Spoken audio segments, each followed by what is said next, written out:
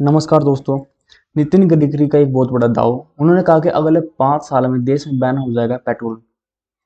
जो नितिन गडकरी हमारे केंद्रीय मंत्री है और हमेशा तड़कते भड़कते बयानों के लिए जाने जाते हैं, और जो बोलते हैं वो डेफिनेटली करके भी दिखाते हैं। और हाल ही में जो नितिन गडकरी है, डॉक्टर पंजाब राव देशमुख कृषि विश्वविद्यालय के अंदर पहुंचे थे और एक अतिथि के तौर पर वहां पर गए थे, और वहां पे उन्होंने एक भाषण दिया। और भाषण के अंदर उन्होंने कहा कि अगले 5 साल में देश में बैन हो जाएगा पूरी तरह से पेट्रोल।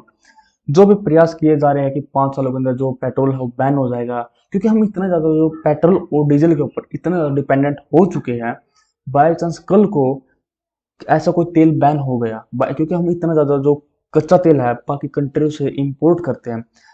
सपोज करो कि अगर किसी कंट्री ने हमारे ऊपर बैन लगा दिया कि हम जो कच्चा तेल है वो नहीं लेंगे, तो क्या होगा? जो हमारे यहाँ पर पेट्रोल और डीजल के जो दाम है वो इतने ज़्यादा ऊंचाई पर बढ़ जाएंगे कि आम लोगों को बड़ी इस चीज़ का नुकसान है वो देखने को मिल सकता है।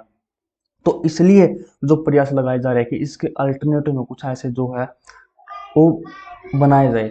इसलिए कुछ ऐसी टेक्नोलॉजी है वो लाई गई जिसके पेट्रोल और डीजल अगर बाई चांस कल को बैन हो भी जाते हैं तो हमें और ज़्यादा नुकसान है वो देखने को नहीं मिलेगा। ऐसे कुछ टेक्नोलॉजी जिसकी बारे में हम बात करने वाले हैं, जैसे कि इथेनॉल की बात करें या ईवी टेक्नोलॉजी की बात करें या ग्रीन हाइड्रोजन की बात करें। अगर हम पहली बात तो इथेनॉल की बात कर लेते हैं, जो इथेनॉल ब्लेंडिंग की बात कर ले। इथेनॉल ब्लेंडिंग क्या चीज़ है? एक सिंपल सी भाषा में बात करें तो पेट्रोल के अंदर कुछ मात्रा में इथेनॉल को ऐड करना। अभी जो हमारा लक्ष्य था 10% का वो हमने अचीव कर लिया है। जैसे कि मैं बात करें, जैसे कि हमारे पास सपोज करो 100% तेल है। अब 100% तेल है तो उसमें क्या करें, हम 10% तेल को बाहर निकाल लिया, और उस 10% की जगह पे हमने क्या किया, इसके अंदर इथेनॉल ऐड कर दिया। जो हमारी 100% की मात्रा पूरी हो गई और हमारे व्हीकल भी अच्छे से उसका उसके अंदर में यूटिलाइज हो कर रहे हैं। और जो हमारा 10% का जो टारगेट था पहले था नवंबर 2022 तक का, और अभी हमने 5 महीने पहले उस टारगेट को पूरी तरह से अचीव है वो कर लिया। और हमने जो एक नया लक्ष्य बनाया है कि 2025-26 तक 20% का जो लक्ष्य है कि 20% का जो एथेनॉल है पेट्रोल के अंदर का डाल के जो हम गाड़ियों को दौड़ाएंगे। और काफी लोगों के अंदर क्वेश्चन भी होगा, क्यों फिर हम क्यों ना पूरी तरह से 100% इथेनॉल के ऊपर डिपेंडेंट हो जाए। देखो 100% हम इथेनॉल के ऊपर डिपेंडेंट होना क्या है, उसके लिए हमें एक नए व्हीकल्स है, नए जो इंजन है वो नए बनाने पड़ेंगे। और एक आम नागरिक ने जो इतनी बड़ी मेहनत से कोई व्हीकल्स को खरीदा है और इतना जल्दी दूसरे वाहन का शिफ्ट होना वो थोड़ी दिक्कत हो सकती है। और दूसरी तरफ हम बात करें, अगर हम सडनली पूरी तरह से इथेनॉल के ऊपर डिपेंडेंट हो जाते हैं तो इसका जो सबसे एक सिंपल सोर्स कौन सा है? गन्ना।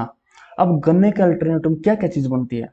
गन्ने से हम चीनी बनाते हैं, गुड़ भी बनाते हैं। और सडनली हम 100% इथेनॉल के ऊपर डिपेंडेंट हो जाए, जो गन्ने से जो चीजें बनती थी जैसे चीनी या गुड़ की बात करें, तो क्या वो कम बनेगी और मार्केट में कम आएगी, तो क्या होगा, इसकी वजह से जो इसका प्राइस है बहुत ज्यादा हाई पे चला जाएगा और जो है मार्केट है वो बिगड़ जाएगी।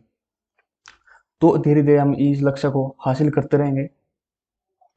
और अगर हम जो हम बातें कही जा रही है कि 2025-26 तक 20% जो एथेनॉल ब्लेंडिंग का लक्ष्य पूरा कर लेंगे, अगर ये सब कुछ होता है तो क्या है, इसके होने क्या क्या फायदे हमें देखने को मिल सकते हैं? जो कार्बन एमिशन है वो कम होगा, एयर क्वालिटी अच्छी होगी और फार्मर्स को इसका बहुत ज़्यादा फायदा देखने को मिलेगा। और दूसरी तरफ हम बात करें जो इलेक्ट्रिक व्हीकल्स की, जो इंडिया में जो लगातार इसकी मांग बढ़ती जा रही है, क्योंकि जो इलेक्ट्रिक व्हीकल्स के जो माने जाते हैं, जो एलन मस्क है, जो टेस्ला कंपनी है, और उन्होंने जो अपने इलेक्ट्रिक व्हीकल्स को बेच बेच के एक अच्छे मुकाम पर पहुंच चुके हैं, और अभी इंडिया के अंदर जिसकी मार्केट तेजी से विकसित होती नजर आ रही है। अगर इलेक्ट्रिक व्हीकल से सपोज करो बाई चांस इंडिया के अंदर आ गए, देखो सबसे पहले तो लोगों की मांग भी यही होती है कि कम से कम जो इलेक्ट्रिक व्हीकल्स आए कम से कम 300 या 400 मीटर तो तक तो चले एक बार चार्जिंग करने के बाद। तो देखो सपोज करो इलेक्ट्रिक व्हीकल्स आते हैं तो क्या है, इतने ज़्यादा हम पेट्रोल और डीजल के ऊपर डिपेंडेंट थे वो थोड़ा कम होंगे। उसके बाद जीरो वो कार्बन एमिशन वो भी कम होगा, प्रदूषण भी कम होगा। बहुत सारे फायदे हैं एक तरफ से देखा जाए तो। और दूसरी तरफ हम बात करें, अगर इलेक्ट्रिक व्हीकल्स के अंदर जो एक बैटरी लगती है वो कौन सी बैटरी लगती है? लिथियम की बैटरी लगती है। लिथियम या कोबाल्ट की बात करें, जो लिथियम है इंडिया के अंदर पाया नहीं जाता, और जो कोबाल्ट है वो बहुत कम मात्रा में पाया जाता है। और इससे क्या होगा, हम बाहर दूसरी कंट्री से अपने देश के अंदर इंपोर्ट करना पड़ेगा। और जो लिथियम है बहुत ही कम लिमिटेड कंट्री है जिसके अंदर यह पाया जाता है। और एक और बात, एक टन लिथियम पाने के लिए ढेर सारी बिजली के अतिरिक्त 20 लाख लीटर पानी खर्च करना पड़ता है। चलो बिजली का मान लेते हैं, बिजली रिन्यूएबल सोर्स से हम उपयोग कर सकते हैं।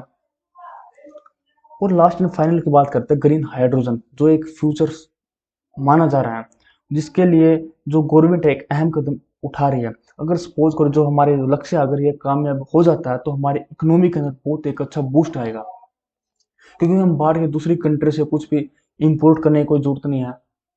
वही अगर हम ग्रीन हाइड्रोजन पे काम करते हैं, जीरो एमिशन होगा, कोई जीरो कार्बन एमिशन होगा, कोई प्रदूषण भी नहीं होगा। और दूसरी तरफ एक और बात करें, जो ग्रीन हाइड्रोजन के खिलाफ जो एलन मस्क हमेशा ट्विटर पर जो अपने बयानबाजी करते रहते हैं, क्योंकि जो एलन मस्क का मानना है कि अगर ये ग्रीन हाइड्रोजन अगर सक्सेसफुल होता है तो इसकी वजह से बहुत बड़ा कुछ खतरनाक है सामना देखने को मिल सकता है।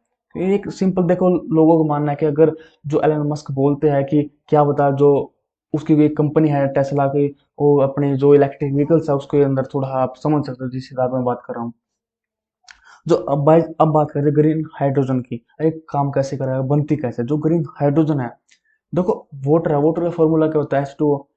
उस फार्मूले से जो H2O का फॉर्मूला उसमें से क्या करना है, हाइड्रोजन को अलग निकालना है। अब अलग करेंगे कैसे, पानी के अंदर करंट दौड़ा के। अब जो करंट है वो कहाँ से हम उपयोग है वो कर सकते हैं, रिन्यूएबल सोर्स से हम जो करंट है उपयोग कर सकते हैं, जिसकी वजह से जीरो एमिशन कार्बन एमिशन होगा, प्रदूषण भी इतना होगा। तो इसका ग्रीन हाइड्रोजन का हम उपयोग कर सकते हैं। बट जितना जल्दी, जितना हमें सिंपल लगता है, जितना आसान लग रहा है, उतना इसका नुकसान भी है अगर हमें सही तरह से इसका उपयोग है वो नहीं किया तो। देखो इसके साथ साथ सुरक्षा का भी रिस्क है और अर्थव्यवस्था का भी रिस्क है। अगर बात है सुरक्षा की, तो हाइड्रोजन एक तो पहली बात तो बहुत अधिक ज्वलनशील है, और दूसरी मैं पेट्रोल और डीजल से कंपेयर करें तो इसका जो पेट्रोल और डीजल की टैंक लीक हो जाए तो जमीन पर फैल जाएगा और इतना ज्यादा नुकसान देखने को नहीं मिलेगा हालांकि।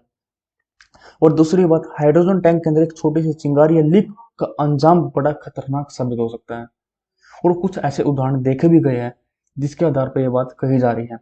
देखो 1937 के अंदर, फिर 2011 की बात करें या 1986 की बात करें, अगर मैं बात करूं 2011 की, जापान में भूकंप आया और सुनामी आई थी उसमें।